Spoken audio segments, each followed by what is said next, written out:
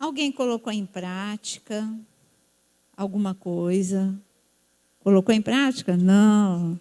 Sim. Então, eu estou só abrindo aqui o meu arquivo. Só um minutinho.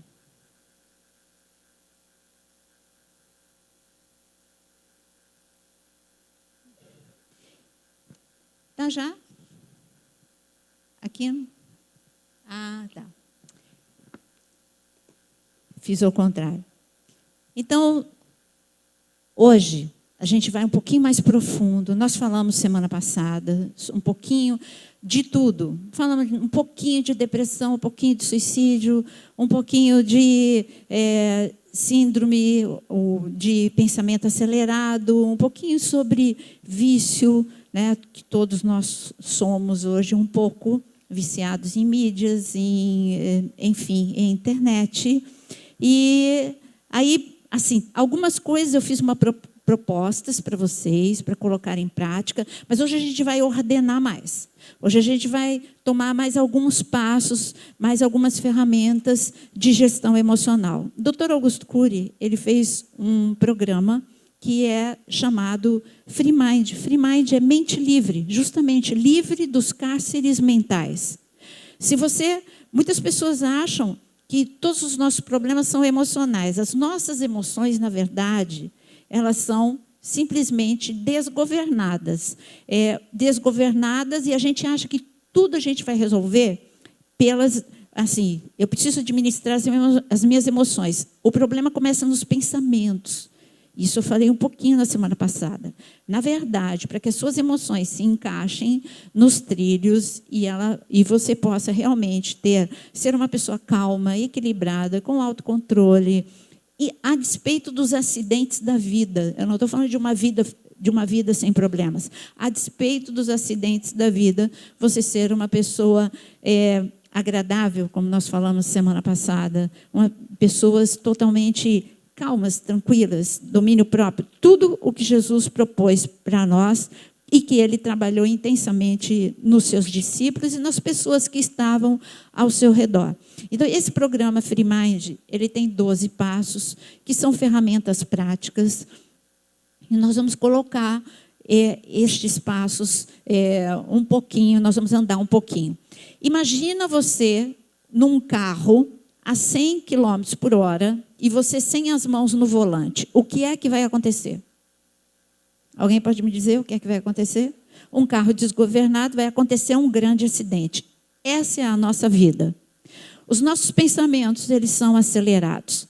E se nós não desacelerar, não é só desacelerar, é você colocar a mão no volante. Se você não se tornar a expressão que o Dr. Augusto Cury usa, o autor da própria história, ou seja, você estar no controle, você vai continuar a ser uma pessoa com grandes acidentes de relacionamentos, acidentes profissionais e acidentes ministeriais.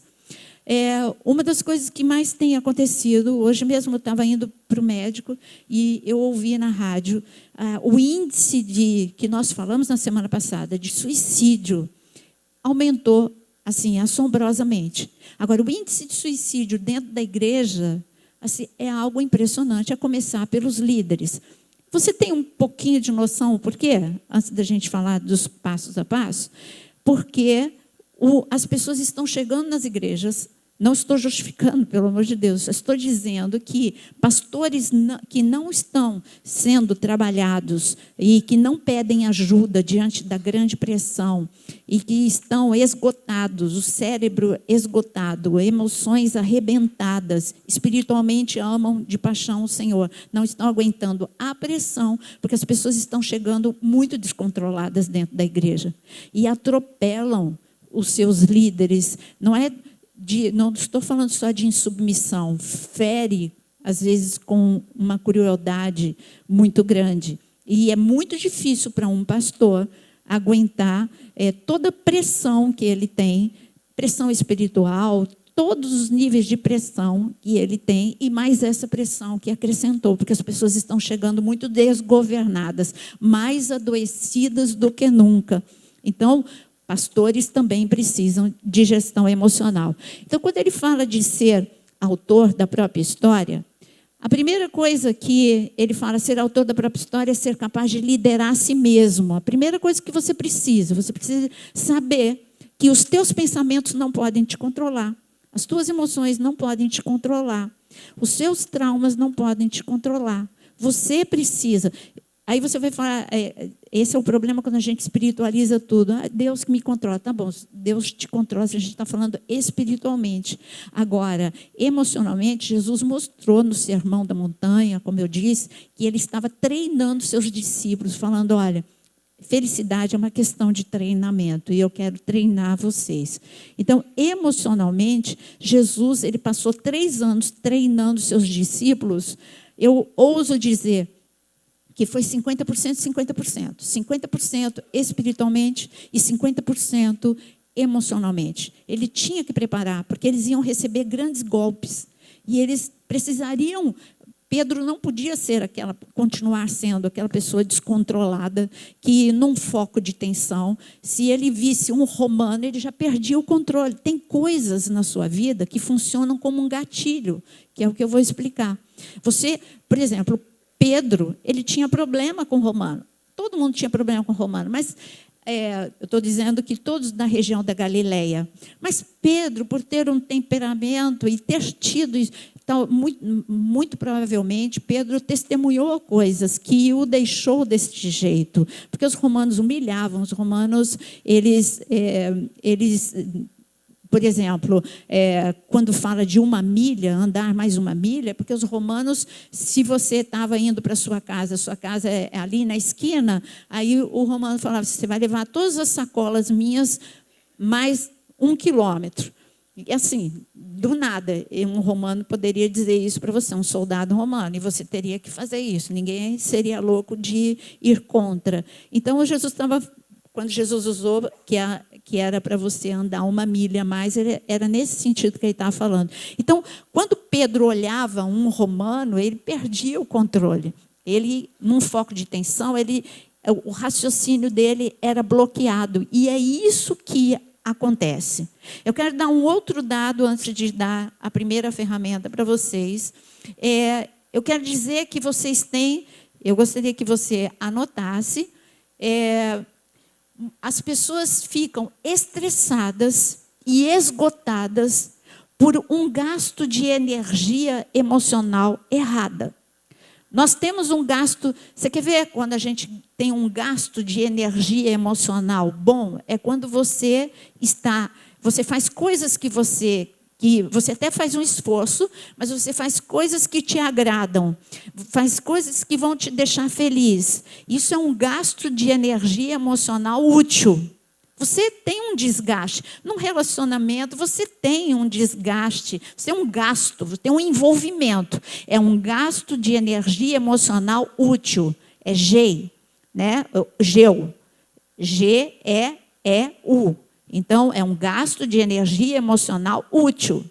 Agora, o nosso problema é que nós temos diariamente, nós não dosamos isso, e nós temos um gasto de energia emocional que é inútil, com as nossas irritações por nada, quando nós perdemos o controle de uma forma muito constante, várias vezes por dia, os aborrecimentos, as frustrações, e quando você fica remoendo isso, você tem um gasto de energia emocional inútil, e que vai ter uma cobrança sobre o seu corpo e sobre você como um todo. Então, quando nós falamos de gestão emocional, nós vamos aprender a ter um gasto de energia emocional útil maior. É impossível você não ter um gasto de energia emocional inútil. Isso faz parte da vida, mas você tem que você tem que colocar uma dosagem muito maior no gasto de energia emocional útil que você tem. Por isso que tem tanta gente com o cérebro esgotado, tanta gente que entra tão rapidamente em depressão. Tudo isso é porque você rumina muito no presente, você rumina muito as perdas do passado ou as ofensas, e você rumina tanto, você vivencia tanto isso no teu presente, o que aconteceu mês passado, ano passado, ou na tua infância. Então, esse é um gasto de energia emocional que vai ter, mais cedo ou mais tarde, uma cobrança nas tuas emoções. Pode ser com crise de ansiedade, pode ser com depressão, pode ser com desânimo, pode ser com tudo que você com qualquer desordem psíquica. Então, o Free Mind, ele é uma vacina, poderia ser comparado com uma vacina, é uma prevenção aos transtornos psíquicos que hoje a humanidade vive. Inclusive, em estudos científicos, mostra que a população moderna, 50% da população moderna está suscetível a um transtorno psíquico. Quando a gente fala de 50%, é um número muito grande. E o Dr. Augusto Cury, ele costuma brincar, ele diz para você olhar para a pessoa do lado e dizer assim, se não for você, sou eu. Né? Então, quer dizer que quem vai ter um transtorno psíquico, se não é você, sou eu. De tão alto, quer dizer, o índice de transtornos psíquicos e engloba tudo. Porque nós achamos que, não, é quem tem bipolaridade. Não, ele está falando de todo tipo de transtorno psíquico, desde fobias descontroladas, tudo que você pode pensar em nível de transtorno psíquico. E quando nós precisamos conhecer que nós temos uma mente fantástica, uma mente extraordinária, e nós precisamos, se nós conhecermos a mente que Deus nos deu, aliás, Ele nos deu uma proposta, e Ele disse que nós deveríamos ter a mente de quem? Mente de Cristo. Quando Ele falou para você pensar que você deve ter a mente de Cristo, nós deveríamos olhar para Jesus, ler os 4 evangelhos de uma forma muito ávida, tentando entender a mente de Cristo. O que é que Jesus pensava, o que é que Jesus fazia, como que ele administrava os seus pensamentos num foco de tensão, como que ele reagia, como que eram os seus pensamentos diante da traição, diante da injustiça, diante da solidão, diante do sucesso. Jesus, diante do sucesso, ele era o mesmo, porque do mesmo jeito que ele foi amado, ele não podia fazer nada, que as multidões iam atrás dele, e ele não tinha tempo nem de comer. Tudo isso está escrito nos evangelhos. Ele lidou muito bem com isso. Ele não deixou que isso subisse no seu coração, para ensinar a gente, você precisa aprender a viver bem, e sem orgulho, quando você tem palmas, quando você é aplaudido, ovacionado, ou quando você tem vaias. E quando é que Jesus teve vaias? Quando parece que tudo deu errado, quando ele ficou sozinho, quando até mesmo seus amigos íntimos o deixaram e o abandonaram. E aí como é que é a mente de Cristo? Num foco de tensão, quando ele podia ter dado um soco na cara de Judas, o que é que ele fez? Ele teve um autocontrole de dar resposta inteligente, de fazer um ato que desarmou Judas e todo mundo que estava ao redor. Ele podia ter dito, sabe aquelas coisas da gente? De descontrolar e ficar falando um monte. Você é um ingrato, olha tudo que eu te fiz nesses 3 anos. Ele podia ter feito, sabe aquele discurso que a gente gosta de fazer? Não, ele deu um beijo, ele chamou de amigo. Então, é um desafio grande você ter a mente de Cristo. Porque quando ele fala de ter a mente de Cristo, ele não está falando, quando ele te desafia a ser espiritual, quando fala da humanidade de Jesus, de que o nível de unção que ele deseja para a sua vida, que Jesus deixou para você, é que você seja igual ou superior a ele. Isso ele está falando espiritualmente. Agora, quando Deus deixa, que o Espírito Santo deixa registrado essa palavra, de que nós precisamos ter a mente de Cristo para sermos felizes, está falando para a gente estudar o mecanismo da mente de Cristo. Então, nós, com a nossa mente, como é que funciona a nossa mente?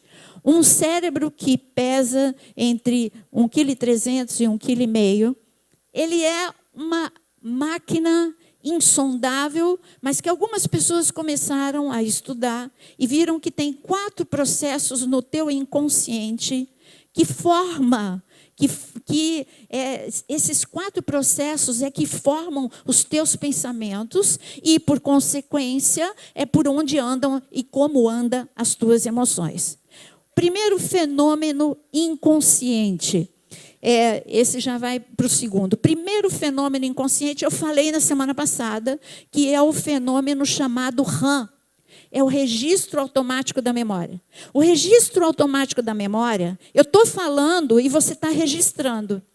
E agora, se eu falar e começar a elogiar, por exemplo, eu começar a elogiar a Beth, e falar para ela alguma coisa muito boa, dentro daquilo que eu estou falando, ela vai registrar, e ela vai registrar com uma alegria esse momento. Sempre que ela pensar em gestão emocional,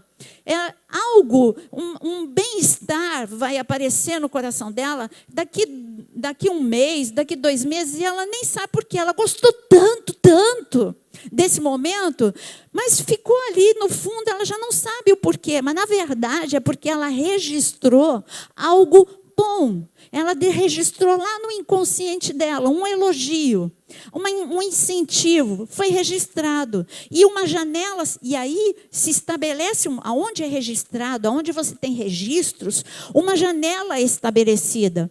E a janela quando eu abro a janela, é a forma que eu vejo o mundo. Se eu só tiver aquela janela, e eu abrir a janela do meu quarto, e na frente do meu quarto tiver árvore e céu, aquele é meu mundo. O meu mundo não tem praia, o meu mundo não tem rio, mas o meu mundo tem árvore, e eu vejo o mundo através daquela janela, e eu gosto muito de árvore, e eu interpreto tudo através daquela janela. Agora, se eu tenho uma janela que abre para coisas conflitivas, para tiro, aí eu abro a janela, eu ouço o som de tiros, eu abro a janela e eu vejo carros e trânsito e bagunça e pessoas brigando. Então, toda vez que eu abro a minha janela, eu interpreto o mundo como um mundo agitado, como um mundo de muita briga, um mundo que me deixa com o coração acelerado.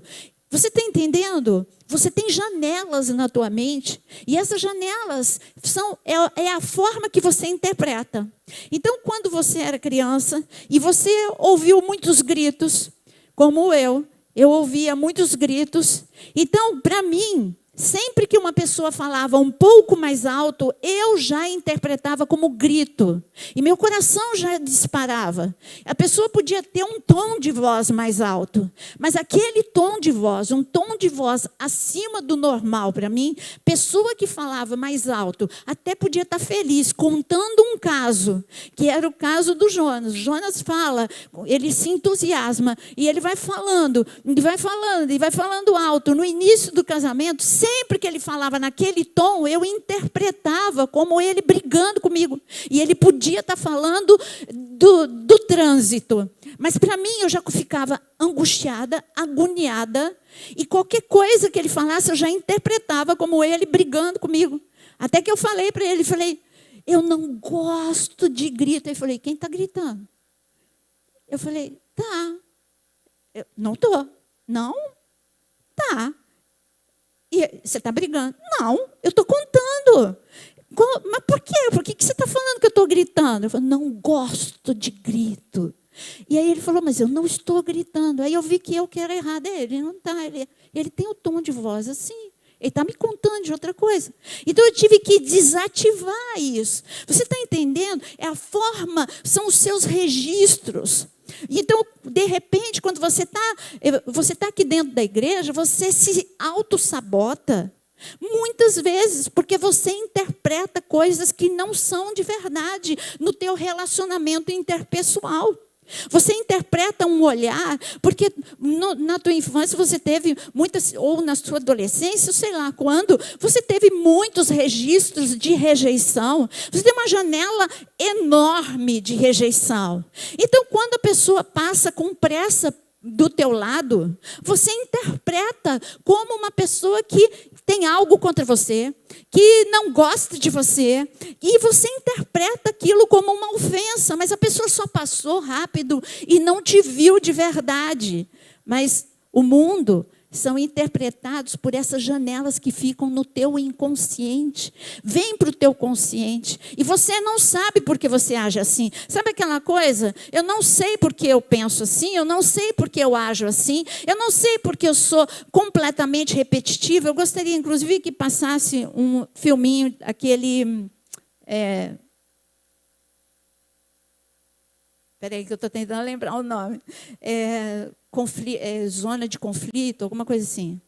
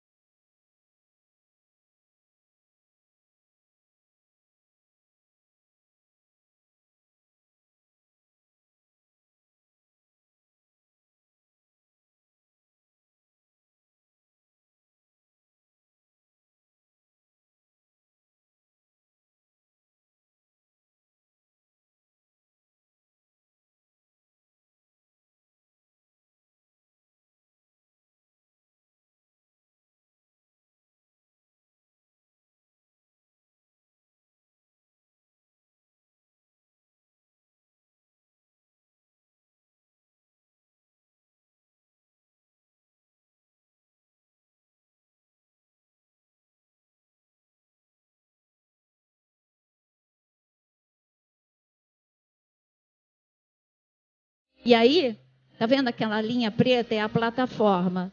E aí ele pensa, o resumo de tudo, eu sou um fracasso total. Eu sou um fracasso total. Em cima dessa plataforma tem muitos pensamentos. Eu vou falar mais sobre como é que forma isso. Você está vendo? Essa plataforma se chama zona de conflito. Todos nós temos uma zona de conflito. Todos nós. Então, como é que é? Você viu uma criança? É claro que aí tem uma forma artificial, mas é assim. Quando você cresce, as pessoas podem ser pais, podem ser... As pessoas vão falando coisas que você vai registrando. As coisas ruins. E você vai registrando. De repente, você registra, o registro automático da memória é exatamente o que você ouviu, você registra. E você registra isso. Aí, quando você registra, você já abriu uma janela. Daqui a pouco, você está abrindo uma outra janela, porque vem mais pessoas falando naquela área. E é uma zona de conflito em uma determinada área da sua vida. Dessa criança, era o excesso de críticas na escola, em casa, em todos os lugares. Então, o excesso de críticas, depreciação, formou muitas janelas. As janelas, elas formam uma plataforma que se chama zona de conflito. Então, é a primeira, você já viu 2 processos inconscientes que nós temos. Primeiro, registro automático da memória, que ele registra tudo o que você ouve e tudo o que você vive sem a sua autorização. Você seria muito bom se não registrasse, mas registra. E sem a tua autorização. Registra palavras boas e registra palavras ruins. Registra elogios e registra críticas. Registra frases, registra conversas boas e registra as ruins. Registra o abandono, a traição. Registra todo aquele momento que você viveu com o namorado, ou seja, com quem for, com o marido. E você registra essa traição. E essa traição pode ter sido já registrada em cima de abandonos da infância, da adolescência. E essa plataforma vai ficando cada vez maior. Então, você tem cada vez menos porque as suas emoções, elas podem se dilatar ou se contrair. Então, você vai ficando cada dia mais atrofiado emocionalmente. Cada dia você tem menos mobilidade para sair daquela zona de conflito e tentar raciocinar fora dessa zona de conflito. Porque nessa zona de conflito, o teu raciocínio, ele fica bloqueado. Você só pensa aquilo que está dentro, já pensamentos que estão registrados. Então, por exemplo, o menino, você está vendo? O futebol não tinha nada a ver com a conversa. Mas aí, quando ele foi jogar futebol, e disseram que ele não levava jeito, então ele já começou, você viu como os pensamentos vão se emendando? Ele foi registrado na mesma zona de conflito das outras críticas, em outras áreas. Então, quer dizer, eu não sirvo nem para o futebol, eu sou ruim no futebol também. Aliás, eu não sirvo para nada, melhor é eu morrer. Quer dizer, que isso não acontece de repente. Por isso que tem tantos adolescentes, tantos jovens cometendo suicídio. É porque hoje as pessoas, é o que Jesus já previa. Jesus disse que o amor se esfriaria.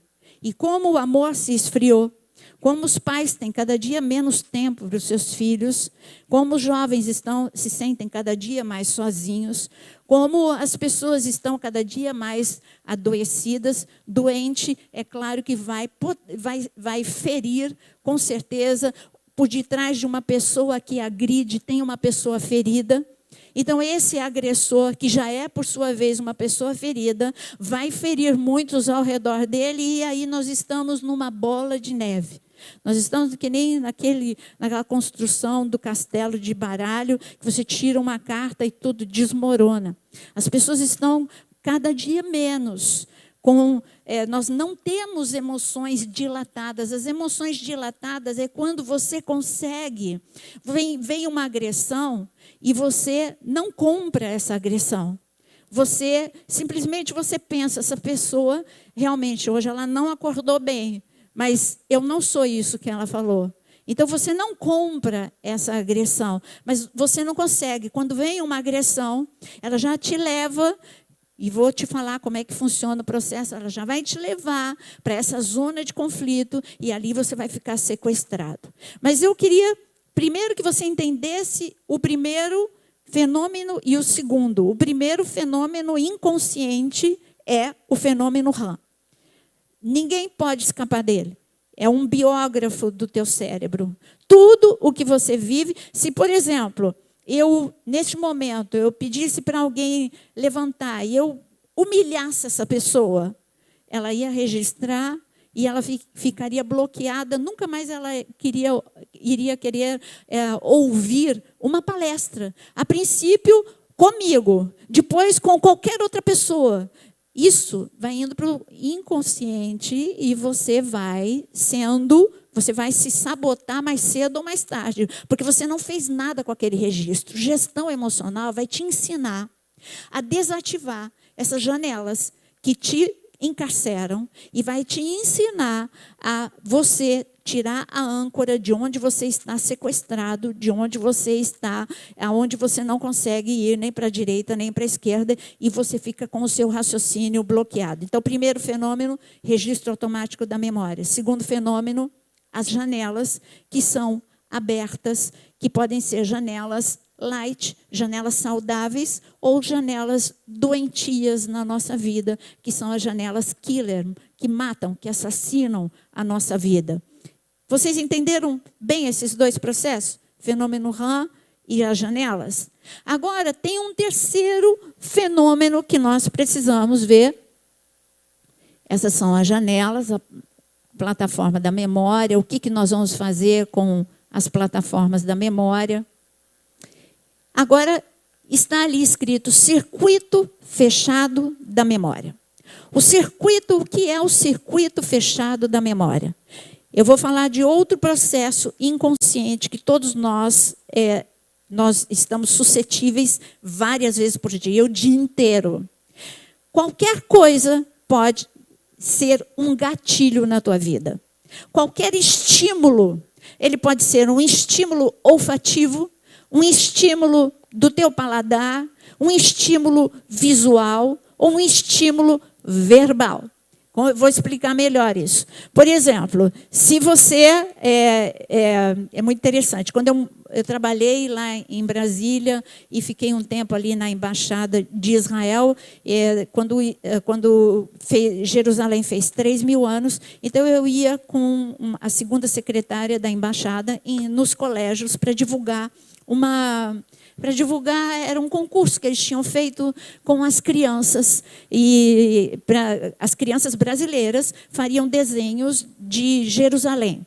Os desenhos mais bonitos, os desenhos todos iriam para Israel, passaria por um concurso, e ali os desenhos mais bonitos ganhariam uma premiação. 3 ganhariam a premiação e 3 iriam para Israel com tudo pago com a sua família. Imagina, todo mundo queria.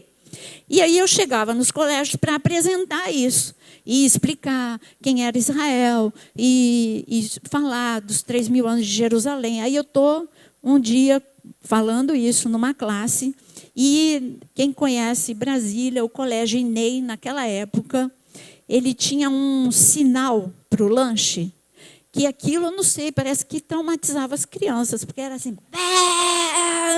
uma coisa assim horrorosa, um sinal. Quando tocou o sinal, eu recebi o mesmo estímulo que a Irite. Irite estava aqui do meu lado. Irite era da Embaixada de Israel. Eu tive uma reação, quando o sinal tocou, de susto, normal. Eu não estou lá no colégio, as crianças já devem ter se acostumado, porque ninguém se assustou. Eu me assustei com o sinal, eu não estava esperando aquele barulho.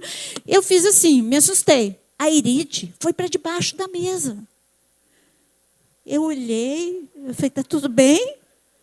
Aí, o mesmo estímulo para 2 pessoas. Uma levou um susto, a outra foi para debaixo da mesa. O que foi? Sinal antiaéreo. O quê? Míssil? Que míssil, Irite? Você está no Brasil. Não tem míssil, isso é sinal do colégio. A sirene que é tocada para você ter a reação que ela teve quando em algum perigo em Israel. Você está vendo? Isso foi um gatilho. Então, o gatilho em mim provocou só um susto nela, um pavor e uma reação instintiva. Então, o gatilho da memória, o gatilho, chama assim, o gatilho da memória é um estímulo. Por exemplo, para mim, falar alto é um gatilho. Desencadeava em mim uma reação de... Meu coração já acelerava, eu ficava nervosa, já interpretava como todo mundo brigando comigo. Isso é um gatilho, está vendo? O gatilho me leva a alguma janela. Esse estímulo me leva... Eu lembro que semana passada eu mostrei até... Eu citei um gatilho para mim que é chuva. Chuva eu associo com bolinho de chuva. E bolinho de chuva eu associo com as poucas risadas que tinha dentro da minha casa, que era o momento que minha mãe fazia o bolinho de chuva e eu e meu irmão, a gente cortava a banana e a goiabada para colocar dentro do bolinho de chuva. Era raro os momentos de risada na minha casa. Então, eu gosto de chuva. Você está entendendo como é que você passa a gostar ou a não gostar de coisas, ou até mesmo de situações? Então, para mim, gatilho, a chuva pode ser um gatilho. Tem pessoas que, por exemplo, o anoitecer, porque ela passou por alguma situação de pânico ao anoitecer, em algum momento, ela sempre vai ter um tipo um estado depressivo, um humor depressivo. Por quê? Porque a visão do anoitecer, do entardecer, ela vai te levar a esse grupo de janelas, onde você criou, na verdade, uma plataforma que é uma zona de conflito. E quando você vai para essa plataforma, e ali tem um grupo de pensamentos. Qual é o grupo que é os pensamentos que estão na plataforma da zona de conflito daquele menino? Você não dá para nada, você é um fracasso, você não estuda direito, você é desorganizado. Então, quando uma pessoa o rejeita, então ele já faz de conta que esse garoto já tem seus 30 e poucos anos. E o seu chefe, ele faz uma crítica, mas uma crítica construtiva, mas uma crítica.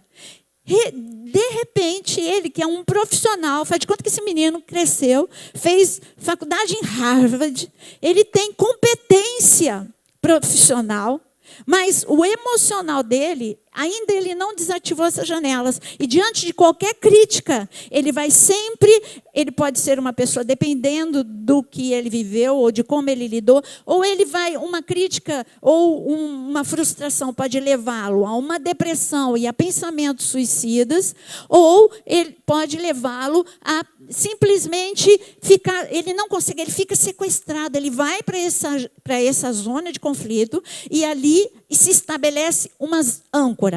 Quando a âncora te deixa ali e você fica sequestrado, ali você está no circuito fechado da memória. Por que é circuito fechado da memória? Você tem sempre pensamentos repetitivos, e os pensamentos saudáveis, os raciocínios saudáveis estão bloqueados. Milhares de pensamentos estão bloqueados. Então, por exemplo, diante de um elevador, o raciocínio, diante do medo de entrar no elevador, o seu raciocínio ficou bloqueado e você só pensa que você vai passar mal, que o elevador vai cair, e que você só consegue pensar estas coisas, você não consegue pensar em algo, não, aqui sempre é feita a manutenção, aqui e todo mundo sobe o dia todo, eu moro há 10 anos nesse prédio, é isso que você não consegue ter um acesso a pensamentos de calma e verdadeiros, e você vai estar ali bloqueado, você vai estar encarcerado num circuito fechado da memória.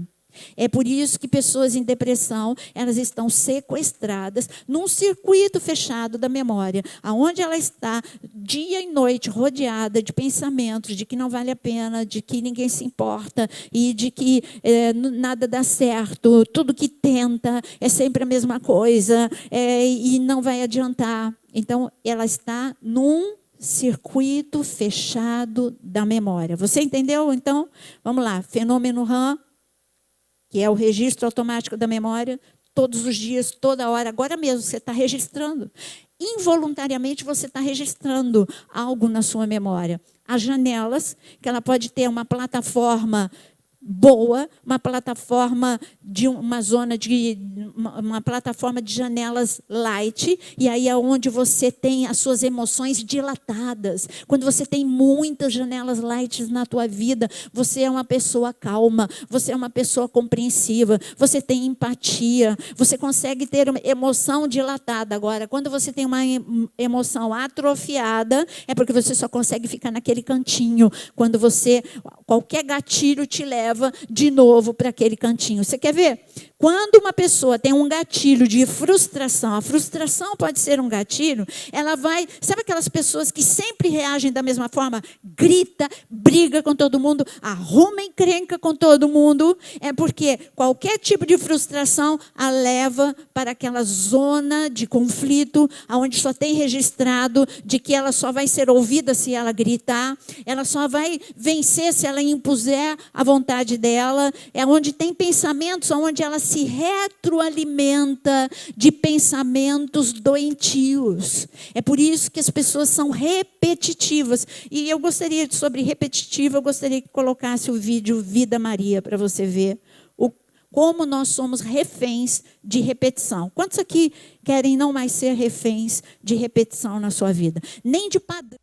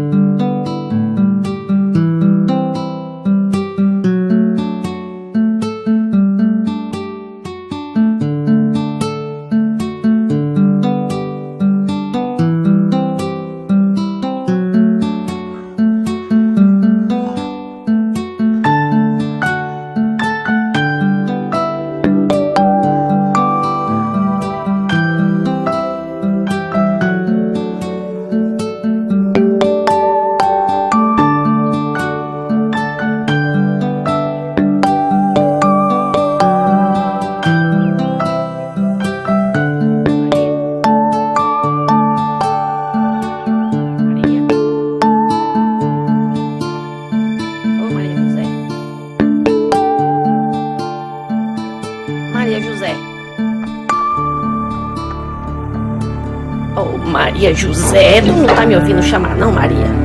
Tu não sabe que aqui não é lugar pra tu ficar agora? Em vez de ficar perdendo tempo desenhando o nome, vai lá pra fora arranjar o que fazer, vá. Tem um pátio pra varrer, tem que levar água pros bichos. Vai, menina, vê se tu me ajuda, Maria José.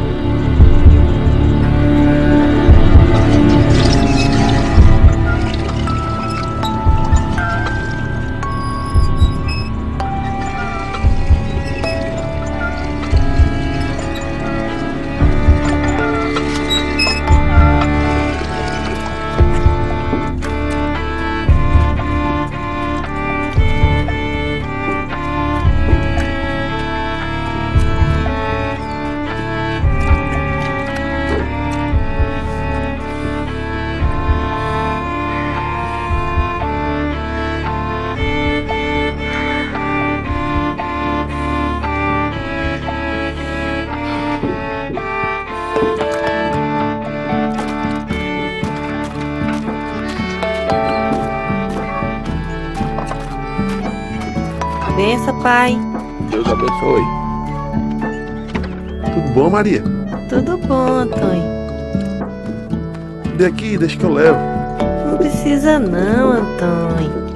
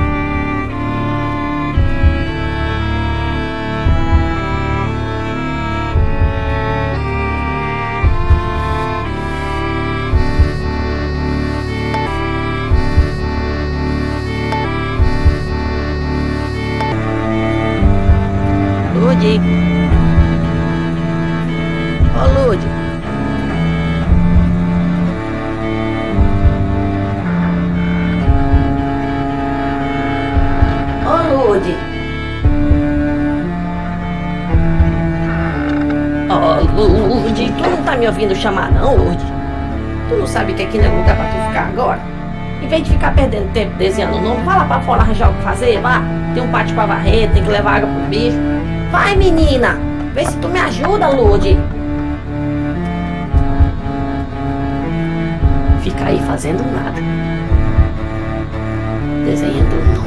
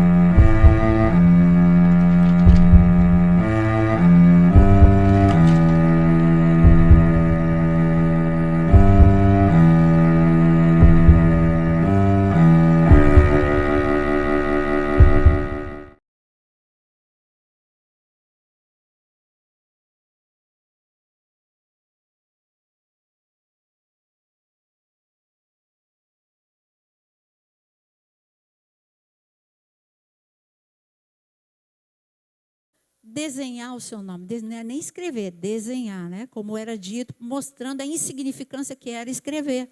Para eles, o padrão é perder tempo com o estudo, estudo é perder tempo, tem que trabalhar. Então, esse era o padrão de repetição dentro da família. E nenhuma Maria da família conseguiu quebrar esse padrão de repetição. Todas que tentaram, ao receber uma reprovação, ao receberem uma palavra dura, bloquearam aquilo na vida delas. Então, todos nós temos um pouco de síndrome de vida Maria. Você pode não ter sido nessa área, mas em qualquer outra área. Então, você vê aqui, quando a garotinha cresce, tem aqueles milhares de filhos, e um dos filhos, tentando também, ela poderia ter resgatado na memória dela, puxa, eu também tentei, agora eu vou deixar que a minha filha sonhe, eu vou incentivar a minha filha. Mas foi tão forte o registro na mente dela, que ela repetiu. Você nunca se pega falando as mesmas expressões dos seus pais, não? Mesmo não querendo, você repete até mesmo as palavras diante de situações. Eu estava falando para o Jonas, até mesmo crenças, né? Como a gente demora a desativar. Eu falei, alguma coisa que ele falou, o Tiago com furúnculo, e ele falou, põe cera de ouvido. Eu falei, nossa, você está parecendo minha mãe.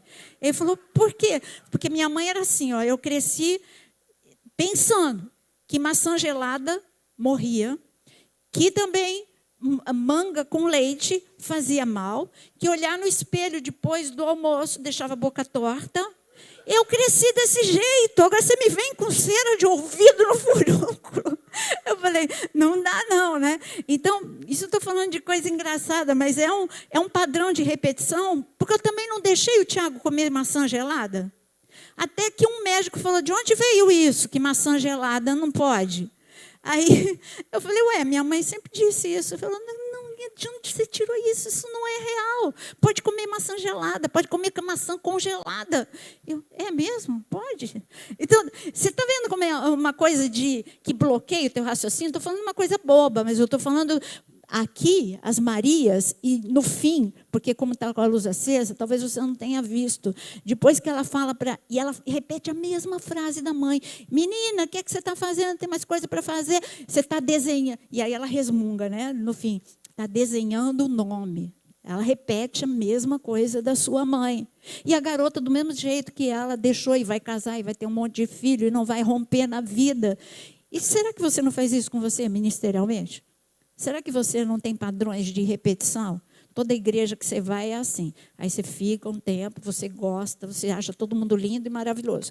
Daqui a pouco, quando alguém que é normal te decepciona, porque a decepção faz parte em relacionamentos, aí você vai um padrão de repetição. Você vai ir para outro lugar, ou você aprendeu a sair da igreja criticando ou falando, e você vai e você começa a fazer a mesma coisa, e você ensina os teus filhos a fazer isso. Será que você não é refém de algum padrão de repetição? Estou falando dentro da igreja. Será que na tua vida profissional? Será que no teu casamento? Será que na criação dos teus filhos você não tem esse padrão de repetição? Assim meu pai fez, assim eu estou fazendo. Nós temos que quebrar padrões de repetição. Agora, não adianta só eu apresentar tudo isso, fenômenos inconscientes que acontecem na nossa mente, que vou repetir, o fenômeno RAM, as janelas, o gatilho da memória. E aí, quando você vai para essa zona de conflito, você tem algo que Deus te deu, porque se você não tivesse, você não teria imaginação. Nós somos criativos porque nós somos a imagem e semelhança de Deus. Nós temos uma imaginação linda, por isso que as pessoas podem escrever livros, fazer filmes, por isso que você pode fazer milhares de coisas, porque você tem uma linda imaginação, que é um dom de Deus, é um presente que Deus nos deu. Mas só que nós somos uma máquina de pensar, e esse excesso de pensamentos, ele pode nos destruir se eles não forem governados. Porque você tem um outro fenômeno que se chama alto fluxo. E esse alto fluxo é essa cadeia de pensamentos que ela chega também sem pedir permissão. Você já reparou que, por exemplo, aí alguém te ofendeu. Vem uma série de pensamentos que você não pediu para vir. Mas ele vem com força. É porque é assim, é sempre assim comigo, eu me dou. Aí você vai repetindo, né? Eu sempre me dou, eu me entrego, e eu sou frustrado, e vem uma série, não é isso sozinho, vem. Aí você vai dormir, você não quer pensar, mas você dorme pensando nisso, você acorda pensando nisso, porque você está refém do alto fluxo, porque você está num circuito fechado da memória. Você tenta da forma errada. Porque quando você tenta esquecer, cada vez que você tenta esquecer, você reforça mais o registro. Cada vez que você tenta esquecer, quando você não faz algo com o registro que eu vou ensinar você, e você só fica com força assim, eu não quero pensar, eu não vou pensar, eu vou anular isso da minha mente. Não adianta, você está reforçando o teu registro. Você nunca reparou que quanto mais você quer parar de pensar naquela pessoa, ela dorme com você e ela acorda com você? Você nunca reparou nisso? Você dorme pensando no que a pessoa fez, você acorda pensando no que a pessoa fez, você come pensando no que a pessoa fez, e você não está querendo, até você tirar de alguma forma a força deste episódio na sua vida. Mas adianta eu só te apresentar problemas se eu não te apresentar ferramentas? Não, não adianta. Por isso, eu vou começar a mostrar para você. O que está escrito ali? A intenção não muda nada, não muda a personalidade. Não adianta você querer, eu quero esquecer, é a tua intenção, não adianta, você tem que trabalhar, você tem que fazer alguma coisa. E essas coisas que você tem que fazer, quando você está no foco de tensão, quando você está dentro do problema, por exemplo, uma pessoa começou a brigar com você, ali as emoções estão fervilhando. Nesse momento, não tem como você usar uma ferramenta que eu vou usar, que eu vou te mostrar daqui a pouco. Tem só uma ferramenta que vai funcionar no momento do fervor. Você olhou uma barata e ela se tornou um monstro. Eu preciso fazer alguma coisa naquele exato momento. Então, é a ferramenta que eu te dei na semana passada, é o DCD. Você vai duvidar, você vai criticar e você vai determinar. Por exemplo, numa briga, quando o normal é que duas pessoas, uma eleve mais o tom de voz do que a outra, quando uma vai ofender a outra, você tem, naquele momento, você não pode ser governado pelos teus pensamentos e você não pode se deixar aquecido por tuas emoções. Parece impossível, mas eu digo para você que é possível. Eu digo para você que eu fiz esse treinamento intensivamente e hoje, em foco de tensão, eu estou quase irreconhecível. Eu digo quase porque a gente nunca está pronto, né? Então, mas assim, quase irreconhecível. Eu não saio respondendo, eu não saio falando o que eu quero, porque eu duvido. Eu começo, naquele momento, eu tenho que duvidar. Vale a pena? Isso está errado, vai dar errado. Você vai fazer coisa que você vai se arrepender. Você vai falar coisa que você vai se arrepender. Você tem que duvidar primeiro. E você já está criticando. Não vale a pena. Parece que é bom, mas não é bom. Você vai falar mais do que deve. Você vai ofender. Você vai colher. E você vai determinar. Eu vou respirar fundo. Eu não vou responder. Está aqui na ponta da língua, mas eu não vou responder, vai ficar aqui na ponta da língua, eu não vou falar. E é muito interessante que, numa situação, na semana passada, eu falei para o Jonas, olha, neste momento, ficou aqui na ponta da língua, eu fiquei mornaçando, mas quando você faz o DCD muitas vezes, vai perdendo a força. A primeira vez você falha, escapa alguma coisa, mas a segunda, a terceira, a quarta, você vai tirando a força. E daqui a pouco aquilo se torna já um padrão na tua vida. E eu disse para ele, era uma situação muito angustiante. E aí eu falei para ele, eu fiquei na ponta da língua. Ele falou, ué, mas dessa vez você podia falar. Eu falei, não aí, tá vendo? Mas agora já desativei de vez. Agora, realmente, eu estou até relaxada demais. Agora, eu demoro demais para falar. Mas eu prefiro demorar demais do que como antes. Era assim, era uma enxurrada. Quantos têm problema para controlar num momento em que está sendo ofendido? Ou quantos têm dificuldade? Ainda bem que tem gente verdadeira, né? Eu não estou falando que os outros que não levantaram a mão, dependendo do temperamento, só que ao invés dele, lembra o que eu te falei, não tem mérito nenhum se você não fizer alguma coisa com o que está acontecendo naquele momento, só o fato de você não responder não é mérito, você só está implodindo. Isso também vai ter um preço. Porque tem uns que explodem, tem outros que implodem. Eu disse isso semana passada. Então, não há mérito nenhum em você, se você diz que você ficou calada, mas por dentro você está remoendo, você está, sabe, você está muito mal, aquilo te destruiu e você continua destruído amanhã e você continua destruído depois de amanhã, só você nunca teve o hábito de colocar para fora, mas você colocou para dentro e mais cedo ou mais tarde isso vai ter um prejuízo na sua vida. Então, com toda ofensa, para toda rejeição, para todo momento, por exemplo, o pânico de falar em público. Você tem que, naquele momento, você tem que fazer alguns mecanismos. Eu tenho capacidade. Então, um pouco antes da situação, que é falar em público, você tem que, por exemplo, eu vou falar o que aconteceu comigo lá no Panamá. Então, eu estou indo lá para falar de um assunto que eu fui preparada, que eu estudei para isso, eu fui habilitada e fui escolhida para isso porque eu tenho habilitação para isso. Mas só porque eu soube que era para falar, não era simplesmente psicólogos e psiquiatras, eram os senhores da cadeira de psiquiatria e de psicologia. Só porque eu já era muita coisa. Só porque eu soube, eu já comecei, isso já teve efeitos no meu corpo. Eu comecei a ficar, coisa que eu não tenho, dor de estômago. Eu comecei a ficar tensa. Eu durmo, quem me conhece, eu durmo como pedra. Eu encosto a cabeça no travesseiro e eu durmo. Eu comecei, aí o Jonas, tá bem? Tô. Aí eu assistindo televisão, mas você não vai dormir? Queria, mas não consigo. Então, quando eu vi que eu estava tendo esse tipo de reação, eu já sabia qual seria a próxima reação. Eu chegar lá e eu ficar bloqueada pela timidez, pelo sentimento de incapacidade diante daqueles. Puxa, eu não sou psiquiatra, eu vou estar falando para eles de algo da área deles, eu não acredito. Aí, quando eu falei, doutor Augusto Cury, manda outro, ele falou assim, eu amo jogar na cova do leão. Como é que você pode falar? Como é que você pode falar de free mind se você não sair de um foco de tensão? Aí, o Jonas falou, engole essa, agora vai. Aí eu fiquei tão feliz quando deu errado e mudaram a passagem, mas não adianta, colocar só para outra semana, porque eles queriam juntar mais gente, para pior da história.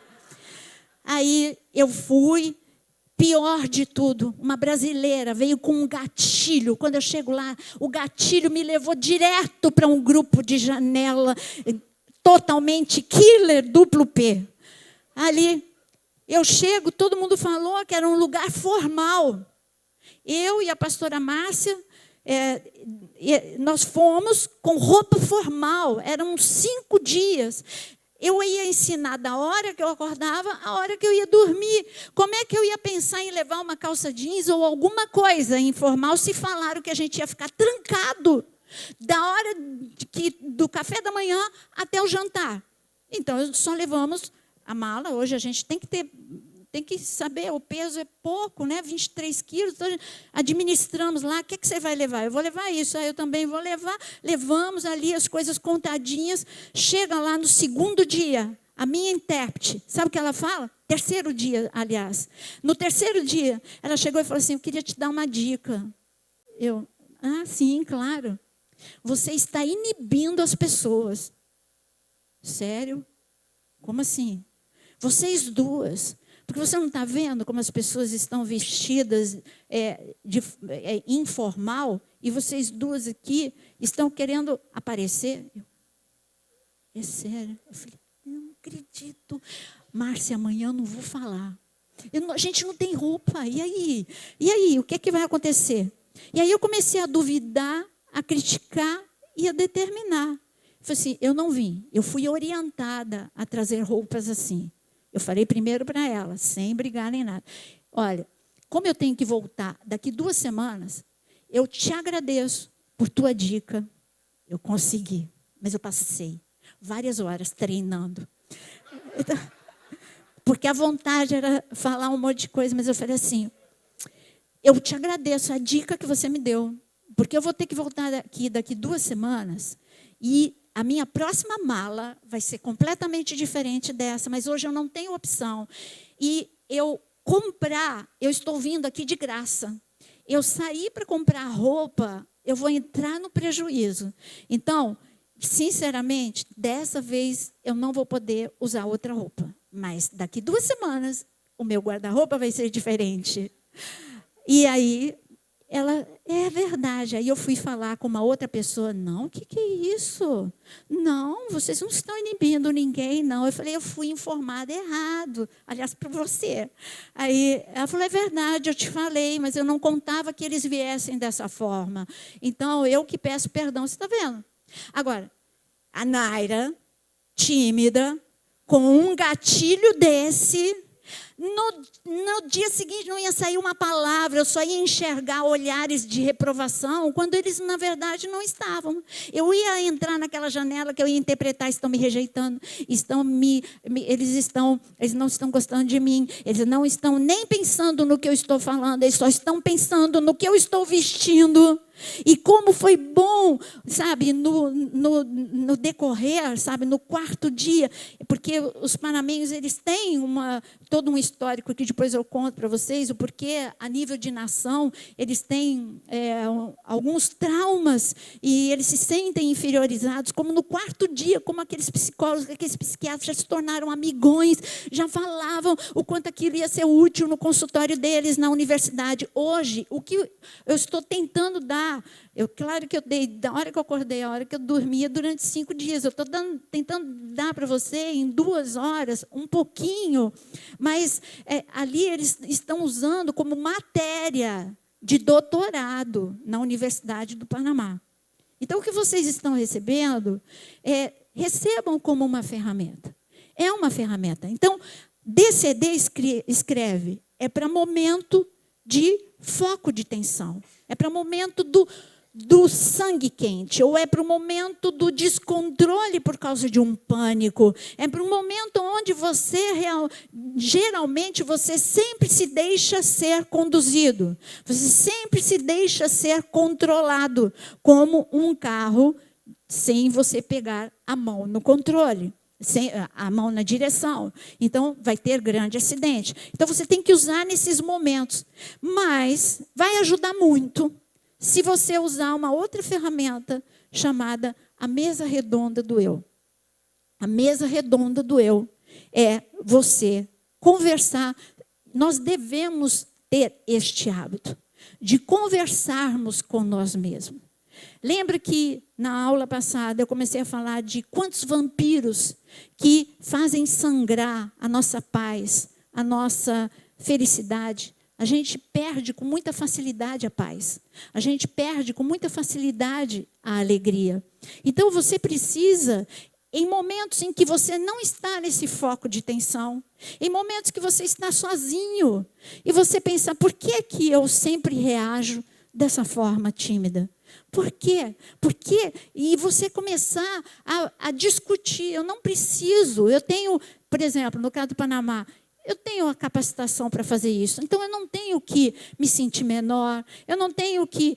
Foram eles que chamaram, e eles sabem, eles estão lá com o meu diploma, eles sabem que eu não sou psiquiatra, eles sabem qual é a minha formação. Então, se eles me chamaram, é isso que você tem que conversar com você mesmo, é porque eles estão contentes com aquilo que eu tenho.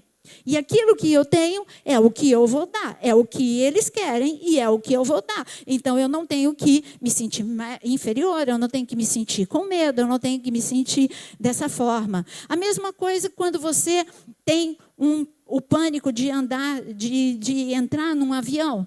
Então, você começa uma semana antes da viagem, é a mesa redonda do eu, não é o DCD, porque você não está ainda no avião. Teve uma vez que indo para o Japão, eu não tenho medo de avião, mas dessa vez eu fiquei em pânico e eu perdi meu raciocínio. Eu já me via morta, porque o negócio foi realmente muito feio. Era uma turbulência que eu nunca tinha vivido na minha vida. E para eu poder retomar os meus pensamentos, eu só pensava uma coisa: eu sei que o Senhor me quer no Japão. Então, este avião não vai cair, porque ali o Senhor já me disse que o Senhor quer que eu esteja ali, porque Ele tinha dado uma palavra antes para uma pessoa que era justamente no tsunami, na época do tsunami. E a pessoa que não sabia, que eu estava na dúvida, vou, não vou, Deus usou uma pessoa que nem é daqui, e no telefone disse assim: eu só queria te dar um recado, Deus falou para você ir em paz para onde você tem que ir, para fora do Brasil. Amém. Então, nós tomamos a decisão de ir. Eu falei assim: o Senhor deu recado, o Senhor não me deu um recado suicida, com certeza. O Senhor me deu um recado, eu vou chegar no Japão, eu sei que tem anjos segurando. Foi o que eu tinha na hora, duvidar do meu medo. Eu tenho até motivos para estar com medo, mas eu tenho motivos para ter confiança no Senhor. Eu imagino, eu lembrei do que o pastor Fernando disse, que ele via anjos segurando avião. Eu já comecei a ver anjos segurando avião, nem que seja por minha causa. Eu fui egoísta, por minha causa, do mesmo jeito que o Senhor segurou todas aquelas pessoas ali no naufrágio, por causa de Paulo, o Senhor também vai segurar por minha causa. Então, é um momento que, de repente, eu fiquei com medo como todo mundo. Eu não estou dizendo que eu não tive medo, mas eu não perdi o controle. Parei de suar frio, ainda continuei com medo, mas eu parei de suar frio, eu parei de me ver morta e eu já me via no Japão. Então, o DCD é no momento do pânico. Agora, se você tem problema de voar, a mesa redonda do eu é você debater com o seu vampiro. E você questionar por que você tem medo, se é um meio de transporte o mais seguro. Vamos ver a estatística. Começa a ler sobre as estatísticas. Não começa a ver aqueles programas de acidente aéreo. Não é por aí. Isso não é mesa redonda do eu. Começa a ver estatísticas de como o avião é um meio de transporte mais seguro do que o carro. E por quê? Como que é a engenharia? Como é o preparo dos pilotos? Como as aeronaves elas passam por revisão? Agora, quando você está no teu alto fluxo ali, você vai procurar os acidentes aéreos e vai todas as coisas. Sabe aquela coisa de quando você está doente? Minha tia morreu disso. Então, não é por aí que você tem que se afasta desse tipo de pessoa. Mas, então, a mesa redonda do eu é você debater com os teus medos, com os teus vampiros, com as tuas limitações. Então, é o que eu coloquei. Você precisa, quando você está num momento de descontrole, você precisa entender que você precisa se segurar por 5 segundos. Porque nos primeiros 5 segundos são as maiores asneiras que você faz na vida. são as palavras que você não deveria ter dito, são as atitudes que você não deveria ter feito. É o momento que você repreende o teu filho com ira e não com sabedoria.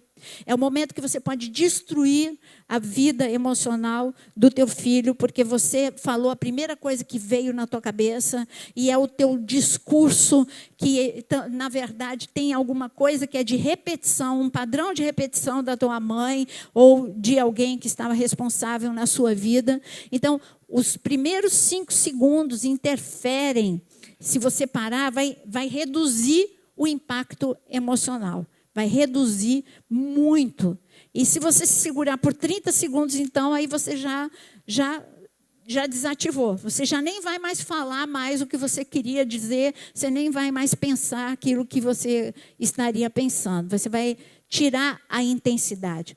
Mas existe uma terceira ferramenta que o Dr. Augusto fala que quando a gente nasce, a gente não percebe, mas é dado nas nossas mãos, nas nossas emoções, é entregado para nós um cartão de crédito sem limite.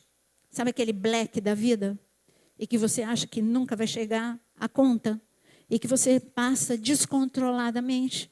E você, puxa, passou. Eu vou conseguir pagar o mês que vem. Passou, vou conseguir pagar o mês que vem.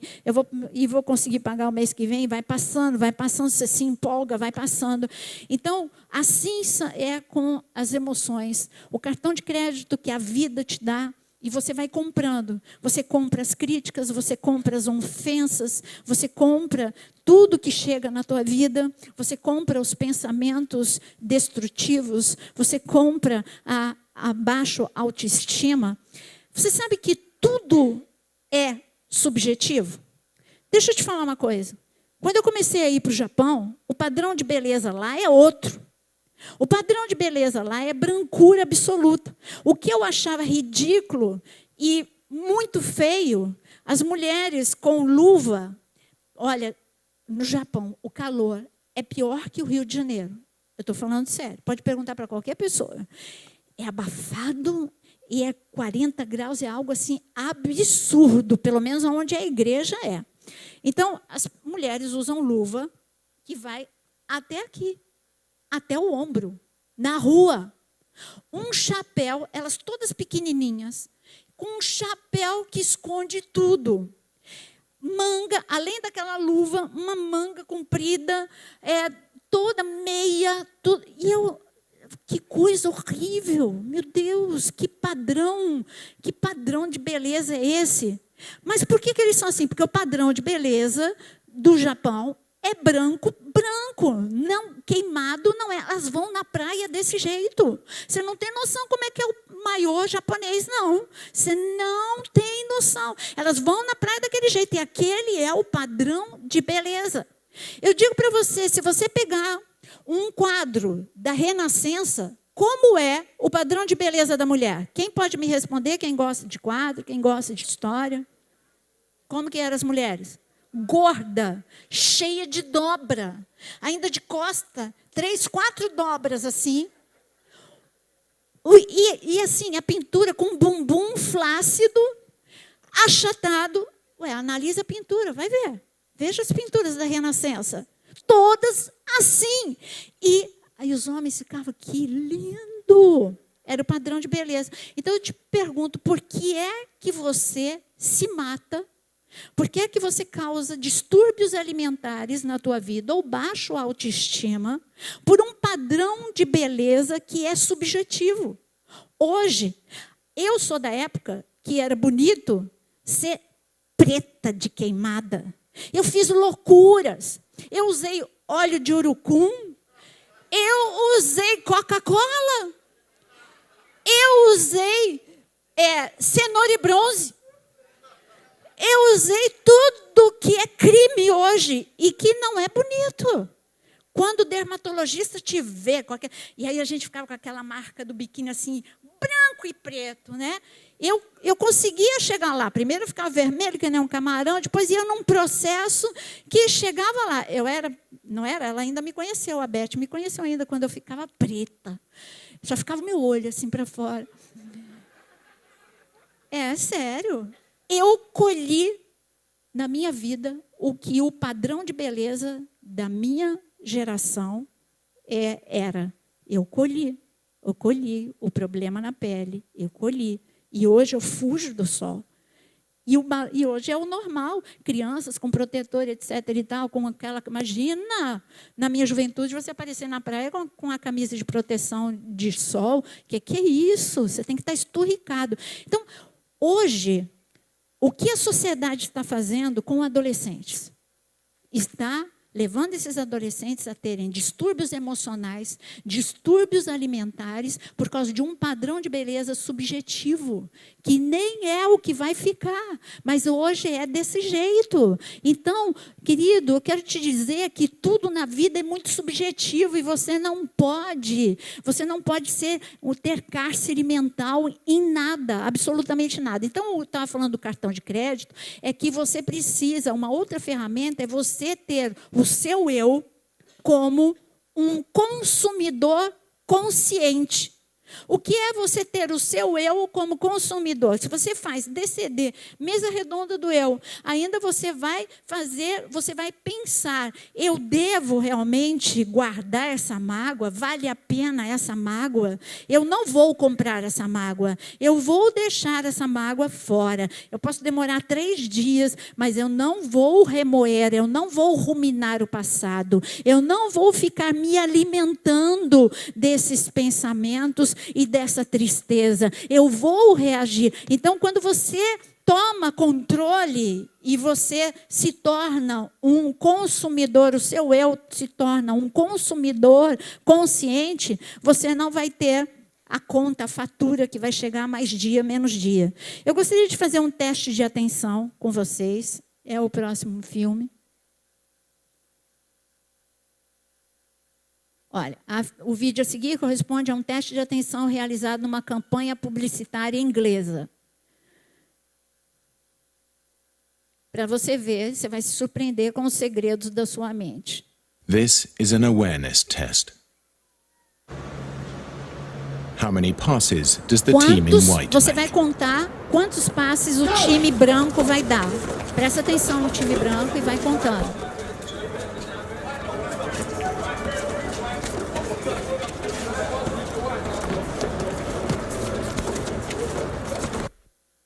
Quantos? The answer is 13.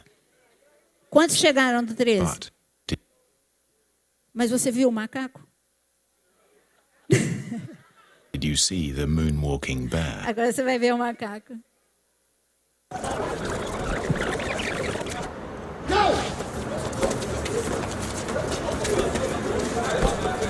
Desliga a luz para ver. Desliga a luz aqui do altar para ver. Conseguiu já ver o macaco? Não dá para ver daí, né? Tem como alguém aqui desligar só para passar de novo para você ver? Quantos viram o macaco? É quando você está de perto. Digita depois no Google para você ver de perto, teste de atenção. Tem em português, tem em inglês. É muito interessante. O que isso mostra para você? Que você não enxerga muitas possibilidades porque o seu foco está na mágoa, o seu foco está na tua baixa autoestima, o teu foco está na crítica. Quando o teu foco está em algo, ó, fica vendo.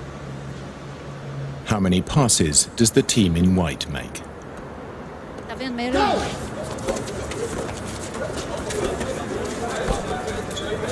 Olha lá, ele ainda anda devagar, tá vendo? Dança. Aí faz passo de Michael Jackson. The answer is Ele 13. passa devagar. Então, isso mostra que nossa mente, quando você está com foco, você não enxerga outras possibilidades. Você não vê outras coisas, você só enxerga. Você já percebeu que você só enxerga aquela coisa, você só enxerga aquela pessoa, você só enxerga o que te leva a baixa autoestima, ou você só enxerga avião caindo, ou você só enxerga aquilo que te aprisiona, você só enxerga isso. Então, o nosso foco com essas ferramentas, tanto o DCD, como a mesa redonda do eu, como o eu como consumidor consciente, vai nos ajudar a reeditar o filme da nossa história, porque você tem uma história, você tem um filme que foi no dia em que você nasceu até hoje. Então, você precisa passar em revista tudo o que aconteceu e as coisas que te encarceram, para você reeditar. O que nós falamos na semana passada, reciclar o lixo. Quanto lixo a gente acumula diariamente? Lixos de preocupação, lixo de ansiedade, lixo de pensamentos negativos, enfim, muitos lixos que precisam ser reciclados.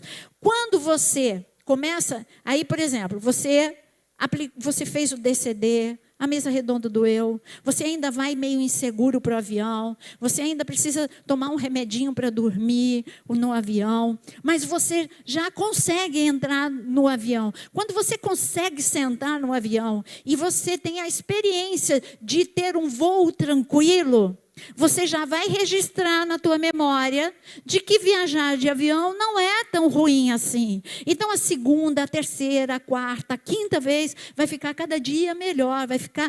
Então, o falar em público. O que aconteceu lá no Panamá? Primeiro dia, eu fiquei mais tímida. Primeiro dia, eu falei pouco. Eu conversei muito pouco na hora do café, porque eu ainda estava muito tensa. Segundo dia, deu certo. Puxa, olha, consegui falar. Poxa, Nair, parabéns, Nair. Você conseguiu falar, você conseguiu dar o recado. Ninguém te criticou, que coisa boa. E ali, o bom foi, assim, e sempre um elogio. Aí, quando o doutor Augusto Cury falou assim, está no caminho certo, estou já recebendo aqui os feedback. Aí, cara, eu estou no caminho certo. Segundo dia, eu vou com mais segurança. Terceiro dia, eu fui com mais segurança ainda. E na segunda vez que eu fui, não fiquei nada nervosa.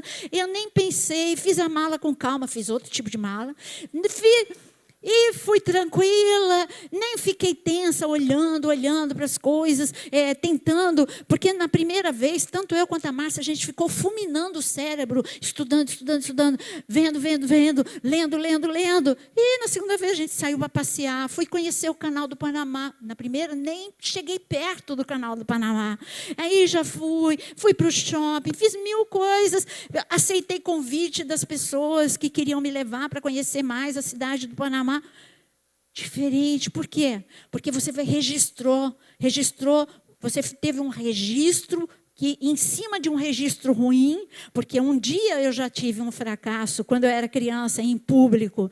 Eu fui zombada, por isso a timidez de falar em público. Mas aí, quando eu começo a registro em cima de registro, de que eu não tenho problema nessa área, de que realmente eu posso ser introvertida, mas eu posso também falar em público, aí você não tem mais esse cárcere mental. O que eu quero dizer é que hoje os nossos jovens, eles são muito atacados. Como eu disse, a falta de amor, a competitividade. Você sabe o que é a síndrome de pensamento acelerado? O que você poderia comparar? A um carro. Você já viu um filme em alta velocidade? Se você vê por 1 segundo, por 2 segundos ou por 3 segundos esse filme em alta velocidade, você ainda suporta. Mas quem suportaria ver um longa-metragem em alta velocidade durante 1h30? O que aconteceria com você? Você perderia o interesse, mas você ficaria estressado. Se você não fala inglês, você não ia conseguir ler a legenda e você ia ficar desesperado, angustiado. E isso é a síndrome de pensamento acelerado. Os nossos jovens estão com pensamentos tão rápidos, o cérebro deles está esgotado. Eu disse que um dos sintomas é o esquecimento, dores no corpo, insônia, fadiga, enfim, são sintomas de síndrome de pensamento acelerado. Agora, imagina, junto com a síndrome de pensamento acelerado, a pressão que eles recebem na competitividade nos colégios, que estão cada dia mais exigindo muito deles. Na minha época, a gente não fazia 2 provas. Fazia? Vocês faziam 2 provas por dia? Eu não fazia. A gente fazia 2 semanas de prova. Mesmo quando a gente tinha muitas matérias, indo para o 6º, para o 7º, para o 8º, para o 9º ano, o que o colégio resolvia diante de tantas matérias e o número de provas que tinha, você fazia 2 semanas de prova, mas não fazia nunca 2 provas. Hoje, os nossos jovens fazem 2 a 3 provas por dia, a partir do 6º ano. Isso faz o quê com o cérebro? Esgota. Como é que alguém quer uma produtividade? Jovens, eu não estou dando respaldo para você. Eu só estou dizendo que o sistema educacional está errado. Porque como você quer a produtividade para que uma criança, porque ela acabou de sair do ensino fundamental, ela acabou de sair do 5º ano, ela já entra num choque de realidade. Aliás, choque de realidade é um choque de lucidez, é o que a gente dá quando a gente faz DCD, ou mesa redonda do eu, a gente dá um choque de lucidez no nosso cérebro. Mas ele tem um choque de realidade, e aí você já coloca 2, 3 provas por dia. E aí, como é que uma criança vai estudar para história, geografia e matemática? Não tem como. Uma delas ele vai falhar e por isso que o doutor Augusto ele defende de que deveria mudar completamente o sistema educacional. Aliás, ele é até contra jovens, ele é contra provas. Ele acha que o sistema de avaliação está muito retrógrado diante de uma sociedade esgotada, diante de uma sociedade com toda essa pressão e síndrome de pensamento acelerado, que esse é um dos fatores que tem tirado a estrutura emocional dos jovens e tem levado com tanta pressa que eles entrem em depressão, em pensamentos suicidas ou até mesmo a síndromes de se cortar, porque é tentar aliviar a dor da emoção. Então, eles tentam que através de uma dor física aliviar a dor emocional e que não, aí eles vão descobrir que não vai levar a nada, mas é isso, todos esses transtornos psíquicos, a nossa sociedade, ela está transformando os nossos jovens e adolescentes em simplesmente máquinas de produzir, e o emocional deles está sendo tremendamente abalado e prejudicado.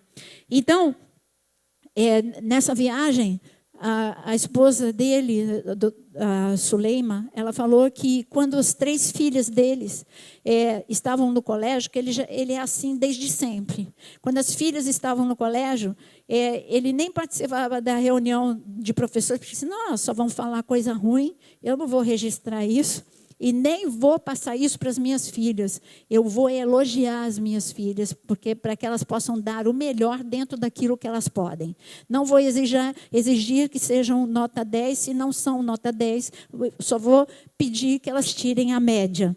E assim, quando chegaram na universidade, e aí ele falou assim, quando a mais velha falou assim, eu quero fazer medicina. Ele falou, não, melhor você fazer psicologia. Nada, não é desmerecendo, mas ele não queria que ela fosse além daquilo que sabia o quanto que ela gostava de estudar ou não gostava. Então, gente, agora eu estou falando com pais e com professores até aqui da escola. Essas crianças já vivem muita pressão, esses jovens já vivem muita pressão. Eu não sei se tem professores de crianças aqui. Tem professores de criança aqui? Que bom. Então, 3 regrinhas de ouro para vocês. Eu não quero que grite em sala de aula. Nunca eleve a voz. Elas não vão te ouvir porque você elevou a voz. Nunca eleve a voz. Número 2,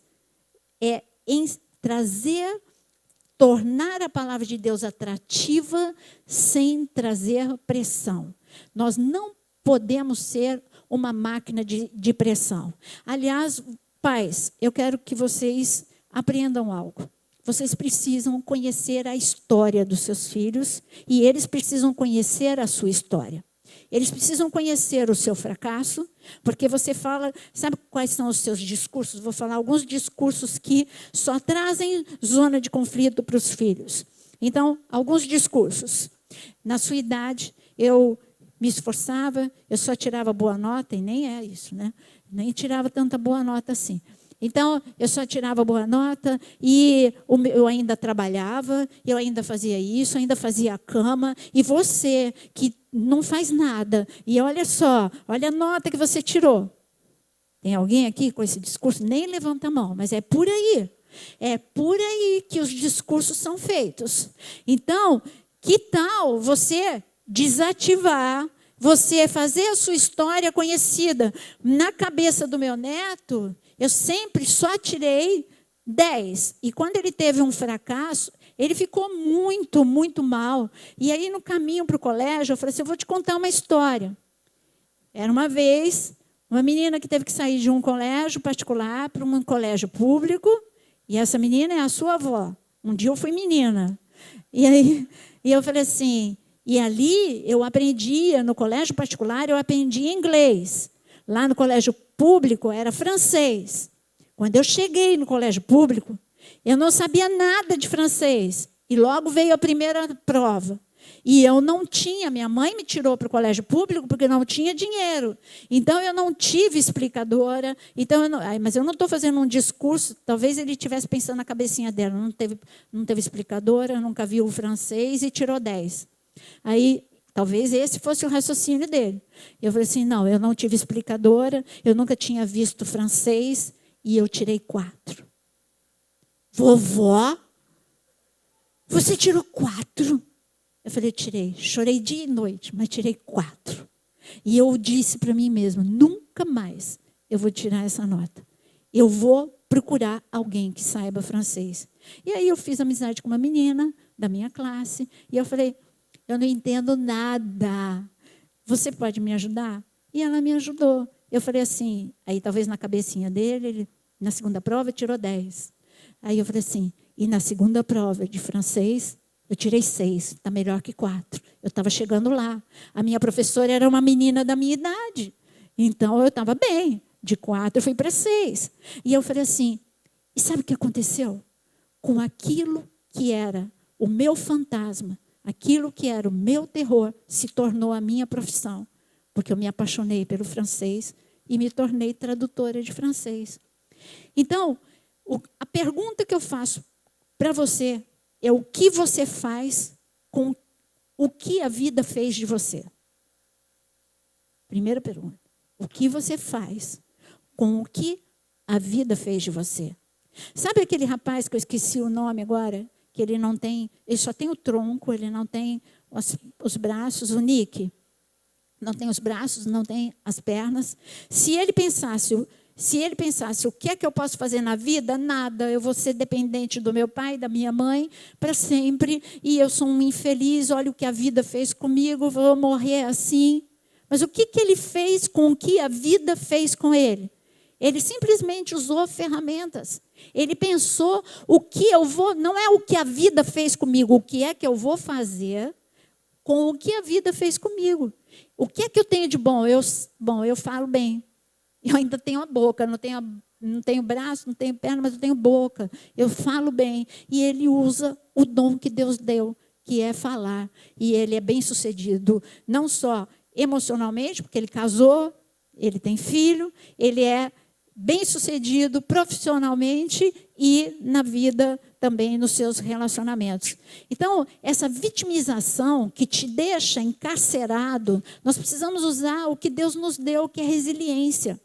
Que é o que é superar cárcere, superar as ruínas, superar as perdas. E para isso você precisa conversar com você mesmo, usar as ferramentas, a mesa redonda do eu, o DCD, não comprar qualquer coisa, não chegar no fim do dia e você já ter no final do dia uma dívida grande com você mesmo, porque você comprou tudo. Fazer aqueles exercícios que eu disse, fazer um exercício de todos os dias procurar fazer do pouco um espetáculo para os olhos.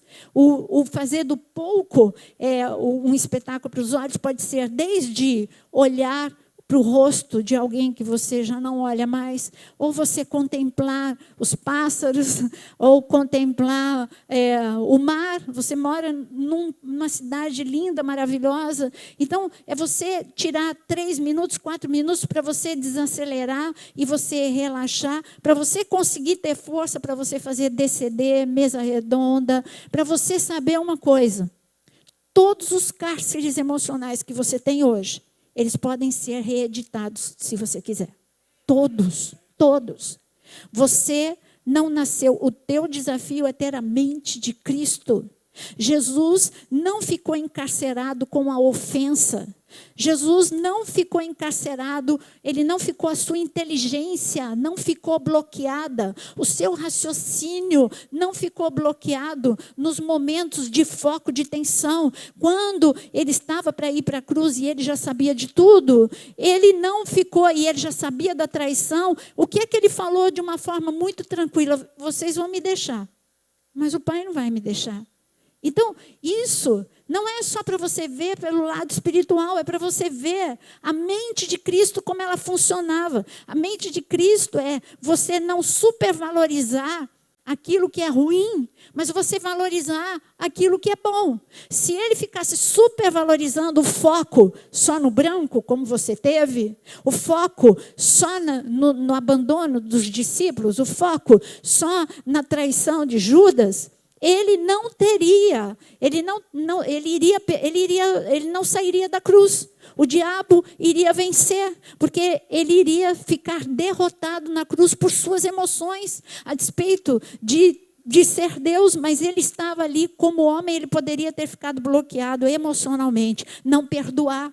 Ele podia não perdoar, mas ele perdoa o tempo todo. Pai, perdoa, porque eles não sabem o que fazem. Que isso? Se eu estou num foco de tensão, claro que eles sabem o que fazem. Olha aqui, olha o que eles fizeram, olha a minha mão, olha o meu pé, olha as minhas costas, olha a minha cabeça. E o que é que eu fiz? Aí quando você fica se vitimizar, quer ver como é que ele podia ter ficado no alto fluxo? E o que é que eu fiz? Eu não tinha tempo para comer, eu só me dei. Cadê a multidão? Ah, não tem, olha aqui, cadê? Cadê aquele cego? Cadê aquele paralítico? Não está aqui. Quando o teu foco está naquilo que você gostaria que tivesse acontecendo e não olha para aquilo que o Senhor vai fazer a partir da ruína do presente, Ele vai construir algo muito maior do que aquilo que você tinha no passado.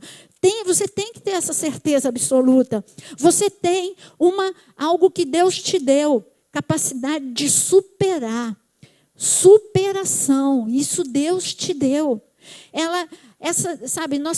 Nós temos um fenômeno que se chama psicoadaptação, que ele é ruim se ele é usado da forma errada e a gente nem percebe e a gente usa. Por exemplo, na primeira vez que você viu as torres gêmeas desabando, se você estivesse comendo, você parou de comer, você ficou impactado. Quando você viu aquelas pessoas se atirando do prédio, você ficou impactado, você chorou, você ficou angustiado, você não conseguiu ver aquilo de uma forma normal. Você participou com as suas emoções.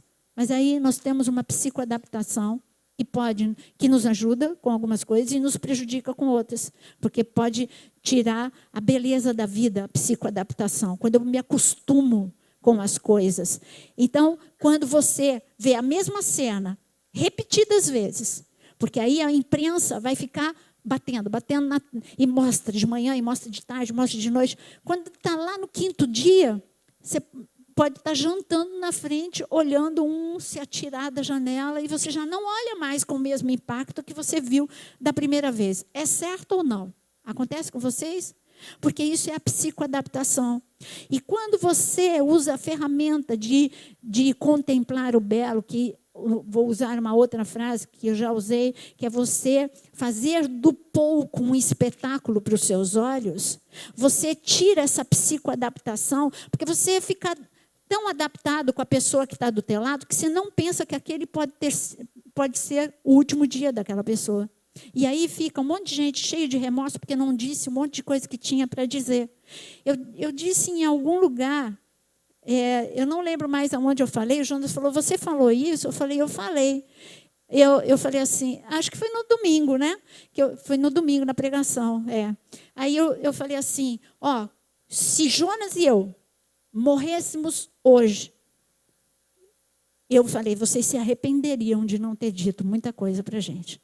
Porque as pessoas são prontas a criticar, a falar, mas quando morre, todo mundo vira a melhor pessoa.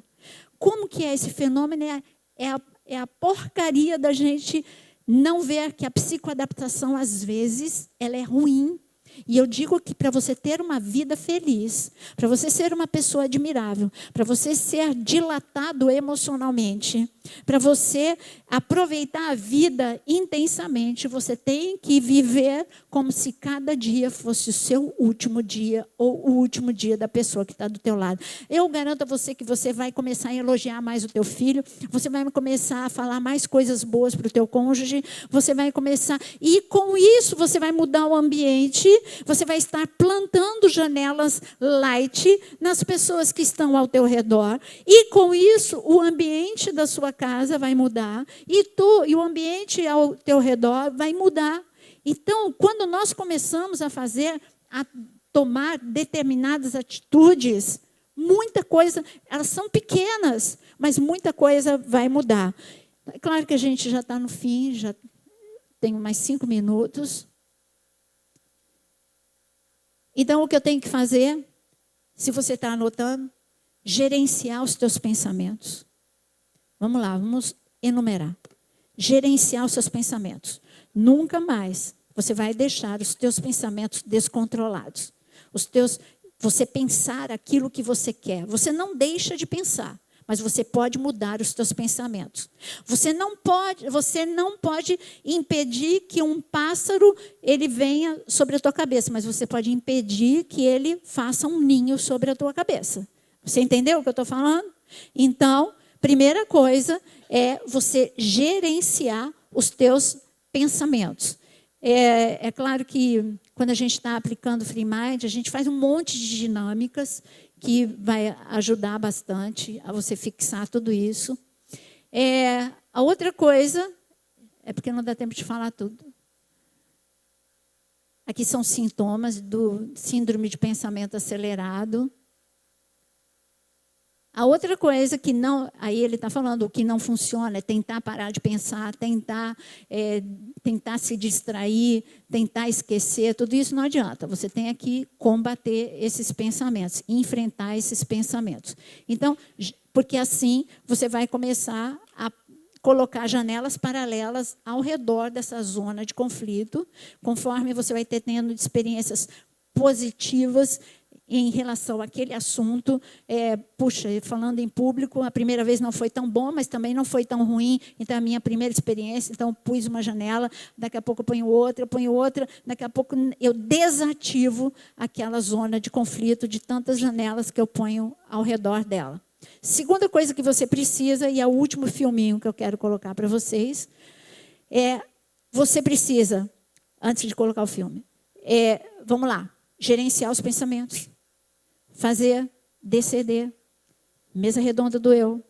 Você precisa ter consciência, o eu ser um consumidor consciente. Você não pode comprar aquilo que não te pertence. A tristeza não te pertence. Você pode falar isso? A tristeza não me pertence. A angústia não te pertence. A ofensa não te pertence. A ofensa é de quem te ofendeu, mas não joga de volta, só joga fora. Não é minha. Não é minha, não me pertence, você joga fora. E você precisa proteger as tuas emoções. Para que eu possa proteger as minhas emoções, eu preciso colocar proteção. E como é essa proteção? É não esperar da pessoa, eu disse alguma coisa na semana passada, não esperar da pessoa aquilo que ela não pode me dar. Ter consciência que por detrás daquele que me fere, tem uma pessoa ferida.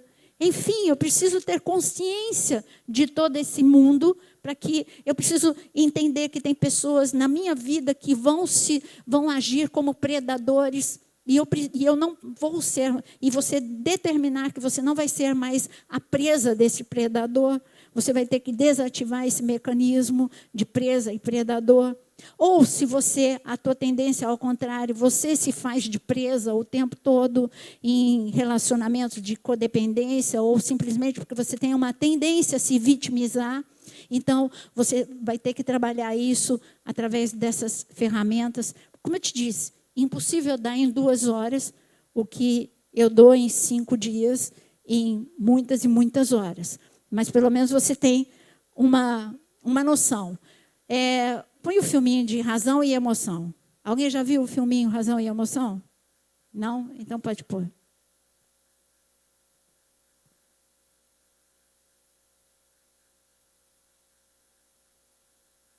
Não está aí, Guilherme? É com quem? É lá?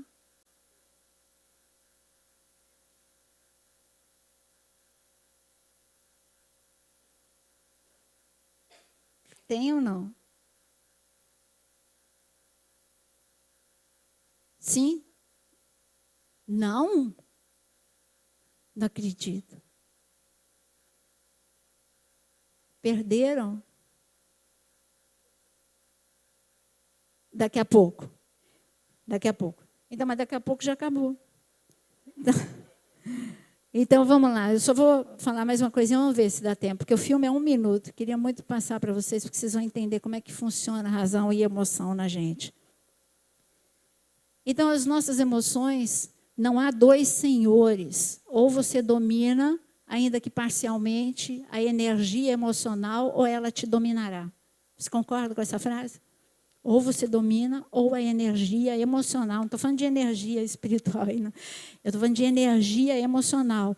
Ou a energia emocional inútil. O nervosismo, a ansiedade, a frustração, a tristeza. Se você não dominar, é ela que vai te dominar. E, vamos mudar aqui. Eu quero algumas coisas. Ó, se você deseja ser uma pessoa... Gente, está ruim esse negócio. Ou é o meu... Ah, sim. Não, não vou ler. Vou ler aqui no meu. Não vou ler. Estou precisando de óculos. Aqui no meu. Vou ler para você. O meu está bem melhor. Então... Eu vou ler aqui para você algo que não está ali, mas eu vou ler aqui o que é mais rápido. A emoção distorce a realidade, assim como o pensamento. Eu pergunto para você, você se recorda de alguma situação em que você sentiu uma emoção tão intensa que distorceu a realidade? Consegue? Então, a emoção distorce a realidade. O filminho, que não está saindo de jeito nenhum, se você digitar lá no YouTube, talvez... ele tenha, que faz parte do programa Free Mind, mas com certeza, eu acho que eu tenho 90% de certeza que no YouTube vai ter. Então, é um filminho muito engraçado que não foi feito para o Free Mind, mas porque ele encaixa perfeitamente. Então, é um rapaz que você vê o cérebro dele por dentro. Então, ele vai sair para um encontro, ele e a namorada, a pretendente. E, então... lá dentro do cérebro dele, aparece um bonequinho muito engraçadinho, que é a razão. A razão. E a razão usa óculos, é todo centrado. Então, aí a menina começa a comer. E aí ela começa a comer muito, e ele fala assim, é melhor você não comer muito isso daí, senão vai te dar gases. Aí ela olha assim, tipo um jantar romântico, você falar de gases. E porque é uma mente lógica. Você perde o filtro, né? Então, aí ele fala uma outra coisa que ele piora ainda. Ele fala algo assim, tipo, é melhor você não comer isso para não engordar. Não, esse não está inteiro. Mas tem também dublado para você, tá? Você pode pôr no Google, aí tem o fim, o desfecho, que é muito legal. Mas já deu para você sentir como todos nós temos um pouquinho disso. Tem horas que você só é emoção, tem horas que você só é razão. E aquilo que eu ia ler para você, ó, você deseja ser uma pessoa rigidamente equilibrada? Desista, não vai conseguir. Embora a emoção deva ser administrada, é impossível dominá-la. Por quê? A alegria se alterna com a ansiedade, que se alterna com a tranquilidade, que se alterna com a apreensão. Então, nós somos instáveis por natureza, porque essa é a beleza. Você não é um robô. Tem hora que você está triste, tem hora que você está alegre, tem hora que você está apreensivo. Você não pode só ter cárceres, entendeu? Então, essas flutuações, você só tem um transtorno psíquico quando você tem flutuações bruscas. Quando você sai, não estou falando de bipolaridade, estou falando quando você tem flutuações bruscas, de estar tremendamente ansioso, tremendamente preocupado, quando você algo que te encarcera, como nós falamos. E aí você vai ter que passar passo a passo. Nós vamos fazer grupos aqui para o Free Mind. Aqui foi só um aulão, foi só não tem como. E olha que foram 4 horas a aula passada, mais 2 horas dessa aula. Mesa redonda, o eu como consumidor inteligente, responsável e outras ferramentas que você vai aprender no decorrer deste curso, são 12 ferramentas que podem ser dadas num final de semana intensivo, tipo assim, aí para você conhecer tudo, tipo um sábado inteiro, ou se não, grupos com a pastora Vera, com a pastora Beth e as psicólogas daqui, que vão fazer grupos, e o grupo pode durar 2 meses, pode durar 3 meses, ou pode durar 1 mês, depende da intensidade e da pressa. Eu só espero que você tenha, de algo muito rápido, você tenha captado algumas coisas, e você saiba que você é complexo, e você precisa primeiro se entender e se conhecer. A mente é muito desconhecida. Então, só para finalizar, você tem fenômenos inconscientes que tomam controle se você deixar da tua vida. Você vai deixar que o registro automático da memória registre com intensidade o que te acontece hoje, e isso vai provocar que você tenha muitas zonas de conflito, entendeu? Então, você tem que tomar controle. O eu precisa se fortalecer e precisa administrar os pensamentos, filtrar os estímulos estressantes, proteger as emoções. São as 3 coisas fundamentais que você precisa. Gerenciar, repete comigo, gerenciar pensamentos. Seus pensamentos, você não pode pensar sem controle. Você precisa gerenciar aquilo que você pensa. Você precisa tomar controle dos seus pensamentos. Gerenciar pensamentos. Que mais? Proteger as emoções. Filtrar os estímulos estressantes. Como é que é filtrar os estímulos estressantes? É você tirar a força dos impactos para que não sejam registrados novas janelas. E isso você vai fazer com TCD, mesa redonda e tudo aquilo que a gente aprendeu. Amém? Então vamos ficar em pé. Vamos orar para que o Espírito Santo possa fazer aquilo que potencializar as ferramentas que você recebeu para você poder trabalhar na sua vida. Quando você aconselha e ajuda alguém, na verdade, você está ajudando aquela pessoa a deslocar a âncora que fez com que ela ficasse no circuito fechado da memória e bloqueando pensamentos bons. Então, você vai ajudar essa pessoa a ver, não, mas você tem esperança. Olha, o seu marido não é tão ruim assim. Olha, e você também tem defeito. E você não é um aluno tão ruim. O Dr. Augusto Cury, ele conta algo muito da vida dele, de que ele sempre foi, ele diz que ele sempre foi o aluno, o segundo aluno da classe. Aí, quando ele fala isso, as pessoas ficam olhando para ele, ele é de baixo para cima. Eu sempre fui um dos piores. E ele diz que ele chega no nosso, assim, que hoje seria prestes a fazer o vestibular. Ali na conversa, quando as pessoas os alunos, os professores estão conversando sobre profissão, ele falou de um sonho que ele tinha. Cada um fala, eu vou fazer engenharia, eu vou fazer enfermagem, não sei o que. Eu vou fazer medicina. O pior aluno da classe. Aí o que aconteceu? Zombaria. E ele disse que aquele dia, ao invés dele colocar essa zombaria, de comprar essa zombaria, ele decidiu fazer alguma coisa. Poxa, eu sou o pior aluno porque eu não me concentro e porque eu não estudo. Eu vou estudar a partir de hoje. Ele tomou uma decisão. E ele disse, se alguns aprendem com facilidade, eu preciso de 12 horas. E ele começou a estudar 12 horas por dia, ou seja, o dia todo. E uma determinação. Por exemplo, o meu irmão, ele nunca pegou no livro. Ele sempre o melhor aluno. Isso é um QI, sabe? Então, é impressionante. Mas não era o caso dele, e ele falou, eu vou estudar. E assim ele fez medicina e hoje se torna um dos autores mais conhecidos. Um aluno medíocre, que tomou uma decisão de não comprar e que era verdadeira. Era uma crítica que era verdadeira, mas ele sabia que ele podia fazer alguma coisa. Então, meu querido, tem duas coisas. Primeiro, você precisa fazer algo, lembra, você precisa fazer algo com o que a vida fez de você. Seja você jovem, adolescente ou já na idade madura. Essa é a sua primeira decisão. Segunda decisão, eu preciso, primeiro por mim, por minha família e por todos que me cercam, mas primeiro por mim mesmo, e em segundo lugar, eu preciso ser um instrumento de Jesus para pessoas que não conseguem sair do circuito fechado da memória.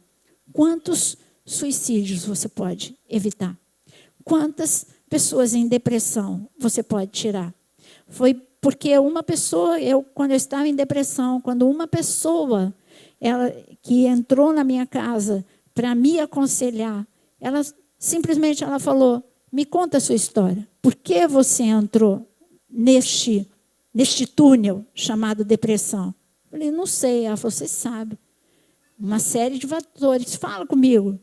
E quando eu comecei a falar, ela começou a mostrar que eu podia até ter razão para ter ficado triste. Mas eu tinha outras razões para ficar alegre. É claro que não funcionou de imediato, mas ela insistia, e ela ia todos os dias, e ela me mostrava. De repente, num dia, parece que é inútil para quem está do teu lado, mas não é. Você está simplesmente dilatando a emoção da pessoa. Você está te ajudando a deslocar a âncora de onde estão os pensamentos doentios que se retroalimentam e ajudando ela a pensar outro tipo de coisa. E, de repente, eu amanheci um dia alegre, não pulando, mas eu comecei a sorrir, eu comecei a pensar realmente da forma que ela estava me ajudando. Ela falou, olha, quando você tiver muita dificuldade, eu nunca vou esquecer. Se você estiver com dificuldade de raciocínio, escreve um motivo que você tem para se alegrar. Um por dia. Se você escreve e coloca como é que chama o sticker, e coloca. E eu coloquei no banheiro, só consegui lembrar de um. E aí eu pus. No outro dia, eu coloquei outro, meu guarda-roupa. Também só tinha conseguido lembrar um. E, de repente, eu tinha ao meu redor, eu tinha na capa da minha Bíblia, eu olhava, aquilo me ajudava a pensar. E eu falava, é mesmo, mas está difícil, mas é verdade. Eu tenho este motivo para me alegrar hoje. E, daqui a pouco, a minha âncora, ela saiu daquela zona de conflito, e eu consegui olhar para trás e ver que eu já não era mais uma encarcerada na depressão. Então, meu querido, você precisa, primeiro, desativar os teus cárceres, para você ser muito usado por Deus, para desativar o cárcere. Jovem, você pode ser instrumento para muitos jovens, na faculdade ou no colégio, mas você precisa desativar os teus cárceres, os teus traumas, em nome de Jesus. E vou fazer um grupo especial só com jovens. Amém? Então, pega a mão da pessoa do lado. Senhor, eu quero te louvar. Nós estamos aqui não para enaltecer uma técnica, mas nós estamos aqui, Senhor, com aquilo que o Senhor nos deu. O Senhor quer que nós nos conheçamos melhor. O Senhor nos deu uma mente magnífica, que tem todo um processo na produção de pensamentos. E nós precisamos aprender, porque senão nós vamos ficar encarcerados dia após dia. Por isso, Senhor, em nome de Jesus, que tudo aquilo que foi aprendido, o Senhor possa potencializar, que cada um possa começar já, ainda que um pouquinho, mas possa continuar a experimentar, Senhor, o que é sair dos cárceres, em nome de Jesus. Que o Espírito Santo de Deus possa agora, neste momento, te lembrar um bom motivo para você se alegrar. Que o Espírito Santo de Deus possa te lembrar dos elogios que você já recebeu na sua vida e em nome de Jesus, tirar a força das críticas e de depreciações, que o Espírito Santo de Deus possa mostrar agora todo o amor que você já recebeu, ainda que não tenha sido o amor suficiente, e tirar a força do abandono, tirar a força da rejeição, retirar a força da baixa autoestima, em nome de Jesus. Enche-nos com a tua paz, enche-nos com a tua alegria, em nome de Jesus. Amém. Amém.